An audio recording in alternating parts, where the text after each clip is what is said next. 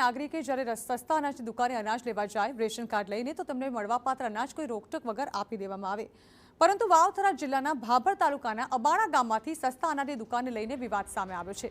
એક ration card ધારકે સસ્તા અનાજની દુકાનદાર દ્વારા પોતાને હકનું સરકારી અનાજ આપવામાં ન આવતું હોવાનો આક્ષેપ કરતો વિડીયો સોશિયલ મીડિયામાં વાયરલ કર્યો અને તેમાં દુકાનદાર બળવંતજી ઠાકોર પણ રેશન કાર્ડ ધારકના પરિવાર સાથે અગાઉ ગંભીર વિવાદ અને હત્યાની ઘટના બની હોવાનો દાવો કરી અનાજ નહીં આપવાનું કહેતા નજરે પડ્યા।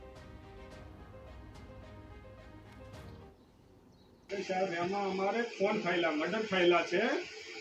તમારો પર્સનલ પ્રોબ્લેમ સરકારી શું કામ છે? મર્ડર થયેલા છે, મોટો ઝઘડો થયેલો છે, બરાબર છે। અને મારા ભાઈને મારી નાખ્યો, મારી મધરને મારી નાખી। હા હા આ છો પણ ઇમિડિયેટલી મોન નહીં આવું, હું મામલતદાર સાહેબને જઈને કહેવાનું, હું માલ આવેલો નહીં આલી કહેવાનું।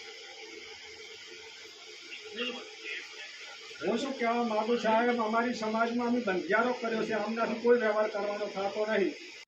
તો હવે વાયરલ વિડીયોમાં જે દાવો કરાઈ રહ્યો છે તે ઘટનાનો 1 વર્ષ પહેલાનો વિડીયો પણ સામે આવ્યો છે, જેમાં સીસીટીવીમાં જોઈ શકાય છે કે તે કેટલાક લોકો દ્વારા બેરહેમીથી કેટલાક લોકોને મારવામાં આવી રહ્યો છે અને આ વિવાદને લઈ દુકાનદારે અનાજ નહીં આપવાનો દાવો કર્યો હતો। જો કે વિવાદ વધુ વકરતા પુરવઠા વિભાગની ટીમ અબાણા ગામે પહોંચી હતી અને સમગ્ર મામલે તપાસ હાથ ધરી હતી। સાંભળો આ મામલે મામલતદારનું શું કહેવું છે। ટીમ દ્વારા દુકાનની તપાસ હાથ ધરવામાં આવેલી છે। ફરિયાદી અને દુકાનદાર બંનેના નિવેદનો પણ અમે મેળવ્યા છે। આ તપાસની વિગતો અને નિવેદનો એ સાથે આજરોજ અમો માનનીય જિલ્લા પુરવઠા અધિકારી સાહેબને અહેવાલ મોકલનાર છીએ, ત્યારબાદ જિલ્લા પુરવઠા અધિકારી સાહેબ દ્વારા આગળની કાર્યવાહી હાથ ધરવામાં આવશે। તો હવે જિલ્લા પુરવઠા વિભાગ દ્વારા વાયરલ વિડીયોમાં થયેલા દાવા તેમજ રેશન કાર્ડ ધારકને સરકારી અનાજ ન મળવા મામલે શું કાર્યવાહી કરવામાં આવે છે તેના પર સૌની નજર છે।